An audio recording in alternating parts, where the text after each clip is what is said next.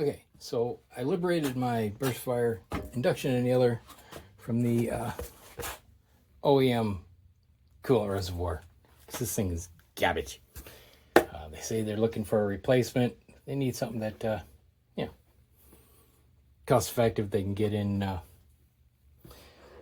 quantity and all that. But, yeah, they definitely need to get rid of this thing. Now, a while ago, I complained about it to them. And they sent me a link to, an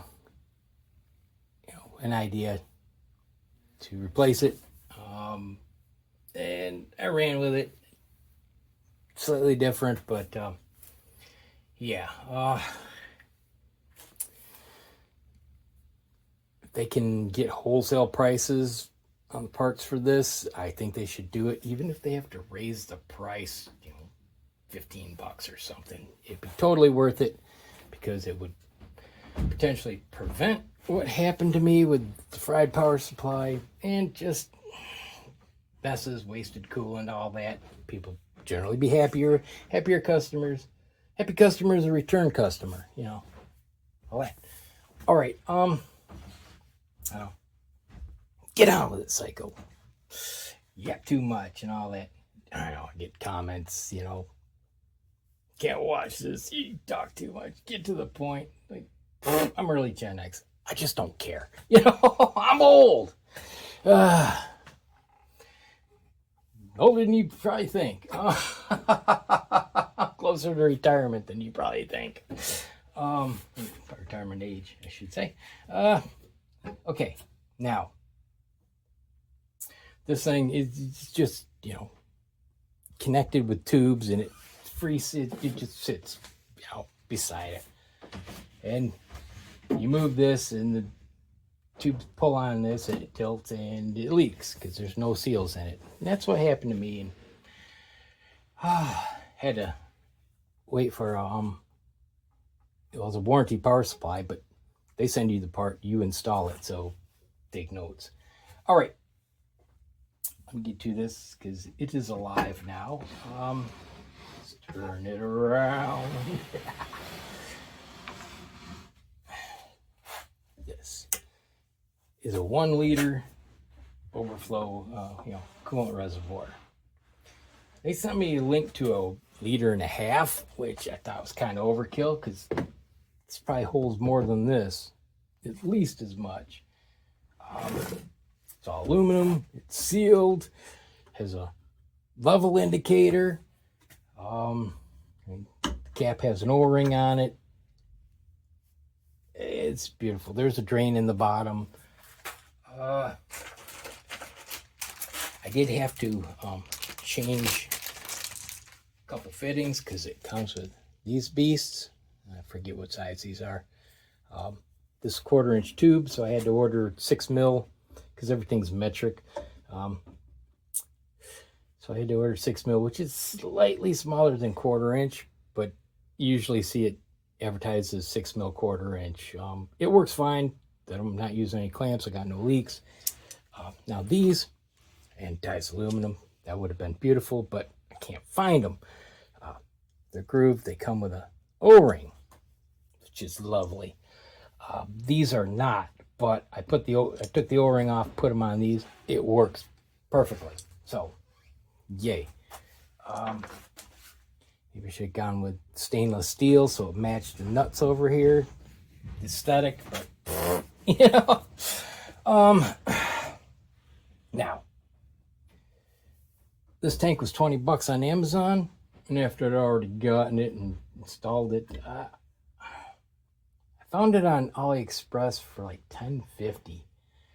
So yeah, if they can sell it for $10.50,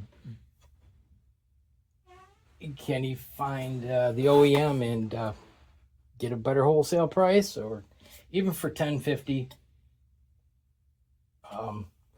these fittings were like $7 or something like that. So now we're at,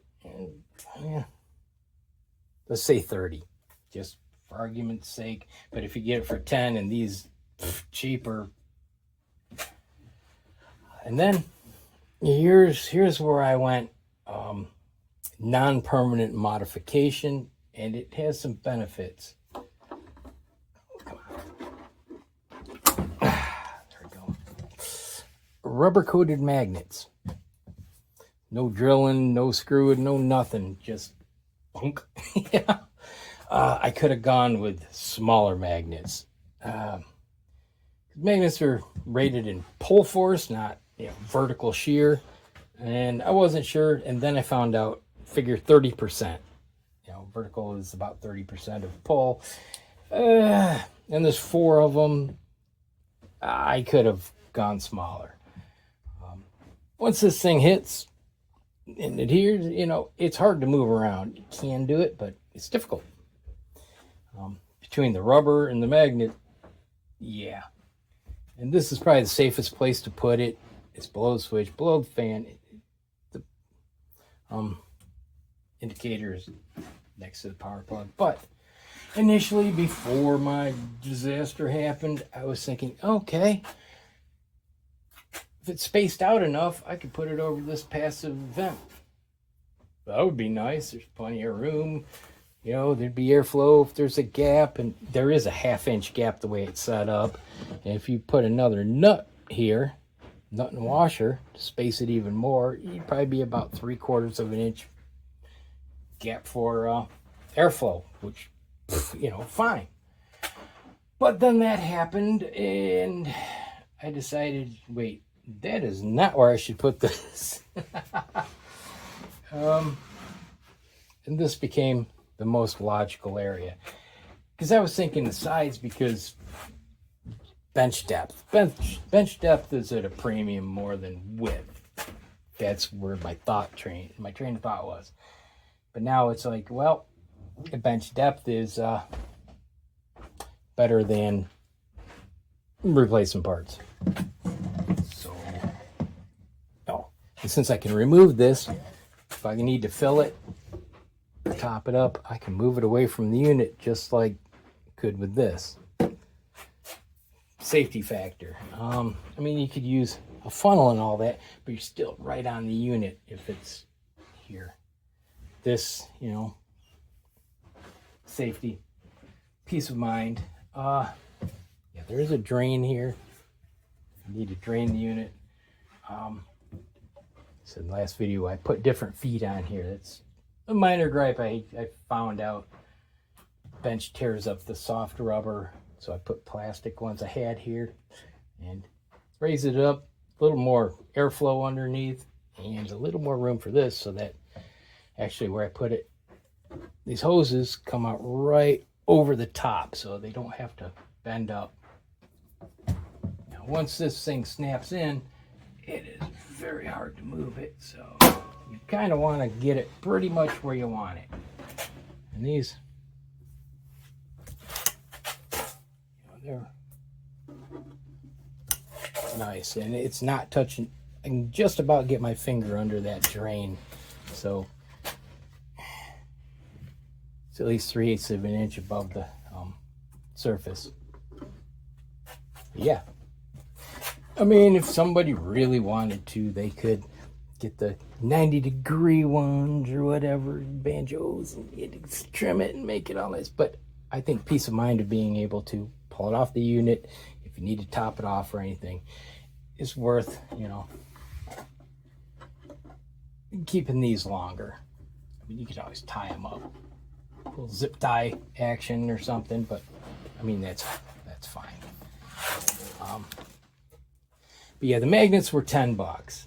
I don't know if the smaller ones might be a little more cost effective. They got studs. They came with the nuts and washers. So you got 20, like 7 or 8 and 10. So it's about $40 or so from Amazon, the whole kit. But it's so much better than that. If they get these for $10 and, spend another $5 or so on the other, raise the price $15-20 to cover this, everyone would make out, because there would be less potential for the slop and the fry and and all that warranty, and peace of mind all the way around. Just less spilled coolant, especially if you're using like glycol and actual coolant like I am instead of distilled water. Everyone's happier. Happy customers, repeat customer. But yeah. Oh. Yeah. It's aluminum cap with an O-ring. Oh. If